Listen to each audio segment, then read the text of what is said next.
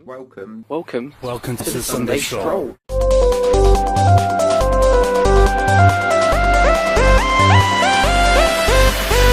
You alright everyone, Dancentral here, and welcome to a very windy episode 9 of the Sunday Stroll. Out of all the days I could have picked, I would come out on a day when the wind's really bad. So yeah, hopefully it's not too bad and you can hear me alright. So yeah, very close now, very close to the end of the season. Oh yeah, it's just mad. So cool. Like, who'd have thought, like, I'll be doing 10 episodes when I first started this, but there we are. So episode 9 then. Question for this week is a really good one actually, I thought, because it's quite nostalgic for me, and I suppose you either used them or you didn't. People used to say if you use them you're not a true gamer, because you have to rely on them, and it's, you know, it's not like you genuinely doing it yourself. You've had to, you know, cheat in some way, which is just giving it away. The whole point of this episode. So it is on, indeed, cheat codes. Which ones did you use, if any? Can you remember the combinations of any of them? And if you can't, that's fine. Just let us know what they were, what they enabled you to do, and what games they were on. So yeah, cheat codes. First of all, did you use them or not? And if you did, what games did you use them on? Can you remember any of the combinations? And do you think, as a side question, that it made you any less of a gamer by using them? For me, the first one that I thought of is one of the most obvious ones, one of the most common ones. In fact, a lot of you out there may have already thought of it as soon as I said cheat codes, because when you're trying to think of combinations, a lot of you probably go, well, there's obviously the most common one, which is obviously Sonic 1 on the Sega Mega Drive. The whole, obviously, up, down, left, right, A start. So up, down, left, right, then you press A, and whilst you're holding A down, you press start, and it gives you a level select for Sonic 1. So that's one of the most obvious ones. Obviously you can do level select in Sonic 2 as well, and a few others. And also, on as a side note on Sonic, I also really enjoyed doing the debug mode, you know, where you could turn Sonic into a ring, into TVs, into parts of the level, and you can just lay them all over the screen.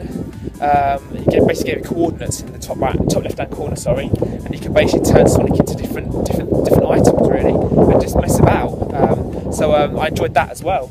Hello and welcome to the Sunday Stroll, and today's topic is your cheats you remember from childhood, from games. My favourite one was back in the day when I used to play a game called Rock and Roll Racing on the Super Nintendo. I think it was on the Mega Drive as well. And off the top of my head, I don't know if this is right or not, you probably have to look it up. I think you had to hold down LR and select at the same time when you were going through the character select screen, and you could actually play as Olaf out of Lost Vikings, and you could use him as a playable character in the game. And it was really funny because in the game the commentator would always like shout out the name of the character you're playing, and it would even have his name in there, so it would say Olaf is in first place, Olaf is about to die. And I just thought that was really cool that they actually did like a crossover of the games and hid him in there. That was a really good cheat. You know, everyone, Shock16 Sunday Stroll question of the week. Favourite cheat codes and that in games.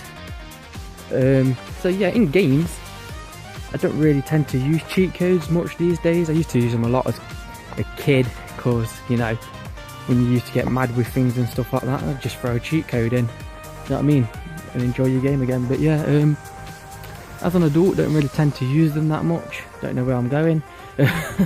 Once again, Sunday Stroll, lost in the wilderness. But yeah, there's a few cheat codes that I can remember from my past that I did find funny, or I did used to like using at the time. Like I say, I didn't really use them to complete games with, but used to use them like probably after I completed a game, just to go back through it and cause mayhem or something like that. But yeah, then again, there's only one cheat code that I'm probably going to use that I did use that for, so we'll start with that one. It's going back to the PlayStation 2 era, and that game would be Grand Theft Auto San Andreas. And basically it's just the cheat that lets you unlock the all the weapons and the jetpack and stuff like that. Yeah, how can you not love that cheat? Like I say, I don't think I ever used it to actually complete that game. I think I persevered. There was a lot of missions on that game that I screamed at when I was playing it, but yeah, I think I did persevere with it and didn't use cheat codes. But when I completed it, went back for a second playthrough, just used to cause mayhem and havoc with the guns and the jetpack and stuff like that. Absolutely brilliant cheat code. Can't remember what the combination is to input it, but yeah, brilliant, no doubt. The second option that I thought of is actually a little bit of a shortcut, I guess, on Donkey Kong Country. It's one of the most obvious ones for me. There is one in the minecart level, the first one, because there's 2 minecart levels in Donkey Kong Country on the SNES. The first one you get to in the game, there's a cheat on there, but the one I'm going to mention is actually one in a level that's actually still on the same map as the first minecart level. It's only a couple of levels. I think it's only a couple of levels from the minecart level on the map, and that is a stop and go station. For any of you that are familiar with the level, if actually when you enter the level, if as soon as Donkey Kong goes into the level, if you immediately turn around and go back out the level the way you came, it lets you actually exit the level from the entrance, and then what will happen is it'll go black for a bit, and when it comes back on, it'll actually put you into a secret barrel, and it'll basically blast Donkey Kong, but halfway through into the level, basically cut away the level for you, and it will basically fly you and miss out the level. So it takes away the first part for you, so you haven't got to do it. Now the second one is just quite a simple one, again on Super Nintendo, and it was on Sim City, which I think is probably the best version of Sim City, because on Super Nintendo you had like gifts which you could add to the game, that sort of thing. But you'd always run out of money. Oh, it's a bit bright. How's my hair, Dan? You'd always run out of money in these sort of games. And I think the cheat is at the end of the year when the tax came up, if you put all the things you pay out for down to 0, and then held down the L button, I think it was, keep it held down, and then go out of the screen, go back in it and put all the taxes back up to 100, come out and then let go of the L button, you'd get like $999,000. Yeah, and that's my second cheat. Now the second cheat code that I'm gonna say is one of my favourites, and this is going back all the way back to the 16-bit era now. This is a game called Mortal Kombat. You probably already know what's coming, but yeah, I grew up as a SNES kid, but one thing I was always envious about was Mortal Kombat on the Mega Drive, and I've always still to this day say that Mortal Kombat on the Mega Drive is a lot better than SNES, and that is because they removed the blood on the Super Nintendo version. Of course they did it on Mega Drive as well, but the Mega Drive had the cheat code, that's right, the blood code, and I can actually still remember this off the top of my head. I believe it is ABAC, ABB, and like I say, you do that at the title screen, it makes a noise, and you've got blood on Mortal Kombat, the way it's supposed to be played, because like I said, you play it in the arcades and then you think, oh, it's coming to home console, you get the Super Nintendo version, it's all been took out, what the fuck is this? Get it on the Mega Drive, same as, but they give you a code to input to give you the blood, which is what every kid wanted when they brought Mortal Kombat at home on the home system. So yeah, the blood code for Mortal Kombat on the Mega Drive, ABACABB. Alright guys, I've got to keep this really quick because I filmed this 3 times and I keep on running out of hard drive on my phone. So I'm not strolling, I'm sat in my car, it's 3:60 in the morning, just finished work. So cheat codes. What cheat codes do you use when you were younger? A couple spring to mind. Used to use Terminator, Robocop vs Terminator, where it would give you infinite lives, infinite weapons, a level select as well, I think it was. But the one that really sticks in my mind is never eat shredded wheat, which came from the game European Club Soccer, which basically allowed you to shoot from wherever you were and the ball would pretty much go the whole distance of the pitch and land in the goal, score, whatever, or pass it or whatever. Thanks for watching, guys. Really sorry, really rushed. Thank you. Next week is going to be a good one. Third option that I thought of is actually a game that is probably, in my opinion, best on the Sega Master System. But then I'd probably only say that because I grew up with that version. You can get it on the Mega Drive. You've obviously got it on Game Gear as well, even though it's a port of the Master System version. And you can get it as like a remake, if you like, on the PS2 as well. And that is James Pond 2, codename Robocod. All about a character that could stretch up really, really tall to reach high ledges and stuff like that. And there's actually 2 cheats that I know of in this game that I've done, which are really, really cool. The first one, which I've used the most, is actually a cheat where you can actually turn James Pond invincible. What you do is, when you first start the level, for those who have played it, when you first start the game, sorry, you actually start at the bottom of this kind of like, it's basically like a Christmassy themed game, because when you first start, you've got snow everywhere and stuff. And you go through different doors, a bit like on Colossal of Illusion. You go through different doors, and when you've completed one floor, you go up to the second floor and you do a load more levels. But actually, rather than going into the first door you come to, if you actually stay where James Pond actually initially gets put when you start the game, if you actually jump up onto the first roof that you see before the first level, there's actually a row of items up there, and basically you have to collect them in a certain order, but if you do it in the right order, it turns them invincible for 10 minutes. So basically, you have, there's basically an earth, an apple, a cake, a hammer, and a tap. And basically, you have to put it in this order: cake, hammer, earth, apple, tap. Reason being, if you spell those letters out, it forms the word cheat. So that's kind of why. The other one is, when you go into the first level, if you get James to go automatically to your right and jump over the first 2 sets of spikes, there's another set of items. Now what this will do is, this will give you infinite lives. So with this one, you collect these items in this order: lipstick, ice cream, violin, earth, and snowman. And that spells out the word lives. Do it in that order and you'll now have infinite lives. I'm actually quite impressed. I managed to remember all of that. I haven't written it down at all. I thought, I'll see if I can remember that. And I have. So yeah, that's another one that gives you infinite lives. Oh yeah, and there was a third one which I was going to mention. It was a cheat which was going around in magazines and also around school, but never actually worked, and it used to come up in lots of different variations. And it was the Nude Raider cheat, obviously the Tomb Raider game.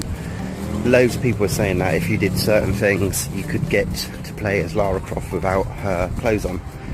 And obviously, being teenagers, we used to try this for hours, but it'd be like really long sequences. Like it would say you'd have to do 4 back flips in a row, 4 forward flips, flip left, flip right, flip left, flip right. Shoot your guns, hold down 4 buttons and press start and something like that. And yeah, it would never work.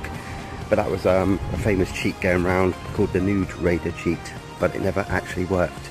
Right, so now my third and final choice, and this one is one of my favourites because it's one that just really stuck out to me, and it's not one that really helps you in the game, it doesn't hinder you in the game either, but yeah, it just always stuck out to me because of how random it was. It always used to make me laugh as a kid, and that is on a game for the Super Nintendo called ISS Deluxe. That's International Superstar Soccer Deluxe, for all of you that don't know. But yeah, ISSD on the Super Nintendo used to have a cheat, which again I can't remember the code for it, but if you input it, it changed all the linesmen and the actual football referee into dogs. It turned them into Alsatian German Shepherd dogs. So yeah, like I said, it actually had no point to the game. It was just one of those random codes that was just dead funny, because honestly there's nothing funnier than doing a dirty slide tackle on somebody and then seeing an Alsatian dog just run up to somebody and then like hold a red card up in its mouth and send them off. Absolutely amazing cheat. So yeah, it's going to be the linesman referee turn to dogs cheat on ISSD on the Super Nintendo. So yeah, there you go. They're my favourite cheat codes. What are yours? Let us know. I've been Shot16. This is Sunday Stroll. See you in a bit. And my fourth and final option is actually going to be of a classic PS1 game. It's actually a Crash Bandicoot game, but it's actually one of the Crash games that not a lot of people even knew about. It's kind of like sort of a party game kind of Crash game, a bit like your Mario Party or Sonic Shuffle kind of game, but obviously just with Crash Bandicoot, and that's a game called Crash Bash. Fantastic game, but as I said, not too many people knew about it. There's only a hardcore Crash fans that really even owned it. But obviously it was really more about Crash 1, 2 and 3. But Crash Bash is brilliant, it really is. It's a lot of fun, especially multiplayer. So yeah, basically there's a cheat on there where you can access a playable demo of Spyro Year of the Dragon, which I believe was Spyro 3. And basically what you do is, as the title screen for Crash Bash is loading up, you basically hold L1, R1 and square, and then as they're held you then press start, and if you do it correctly in the right order and stuff, in the right way, it will actually then stop the loading for Crash Bash and take you straight to a playable demo of Spyro Year of the Dragon. It also basically lets you play a skateboarding game, a Spyro, where you can pull off tricks, do flips and stuff, you can get points, and just basically see how much you can get. And I think it's something to do with lemon and lime as well, like when you pull off certain tricks, it'll say lemon, it will say lime, depending on what trick you pulled off. I think you have to kind of play it to sort of understand what I mean by that. But yeah, you can play a playable demo of Spyro Year of the Dragon by putting in that combination. If you've tried any of them before, let me know so you guys can relate to them. If you've tried one or some of them, just put a comment saying, oh yeah, I've done that, it's really good. And likewise, if you've got any that you haven't done before, likewise, if you've got any others that you've done before, that you want to add in the comment section, feel free to do so. Let us know what other ones there are, and I'll try them out, I guess. If I've got the game, I'll have a go. Or if I've already done them before, I'll reply back to you and let you know that I've done it too. So there we are. Thank you very much for watching this episode. And yeah, join us next week for the finale episode of the Sunday Stroll. Whether we do a season 2 or not, I guess remains to be seen. It's all about you guys. We do it for you. So if you've liked it, fantastic. Let us know. You know, if you want another season, again, please let us know. After the finale episode has gone up live, basically I'll collate all the episodes together in order, and I'll put them as one big playlist on my channel. So if there's any episodes that you've missed, it will just make it a lot easier for you to get to them as well, rather than having to do a manual search, which can take longer. I'll put them in a nice, easy playlist on the front page of the channel, so you can just go straight to the playlist and you can then just click on the episodes you need straight away. So that will have obviously episodes 1 to 10 and the pilot episode that we did right in the beginning as well to test the waters. So yeah, you'll have a long playlist that you can then go through if you so wish. The whole of this season has been all retro gaming based only. It's just been about retro gaming and that's it. However, if we do a second season, the idea will be then is it will open it up to, you know, other things as well, like films. It doesn't have to be retro either. It does not have to be retro, but we can open it up then to films and music, you know, and other things like that. Doesn't have to be gaming related solely. In fact, when I first started this season and realised it was going to be more than a couple of episodes, we did sort of initially think of doing it mixed. But then before we knew it, we got so used to doing gaming that we found we were just doing gaming, which isn't such a bad thing. But if we do a second season, we will look to open it up to other topics and other areas altogether as well. And I just want to thank everyone for showing their support and allowing me to do this, I guess. So yeah, I'm going to leave it there then, I guess, because I've rambled on long enough, I suppose. So thank you ever so much, everyone. You know, myself, Shop16, Interghost and Gashead Steve really do mean that as a group of 4. We've had such a blast doing this, and if it is only the one season that we have, then do you know what, we don't mind at all because we've enjoyed it so much. So thank you very much, everyone, and we'll see you next week for the finale episode. and I hope you enjoy that one too. So thanks everyone, and we'll see you next Sunday.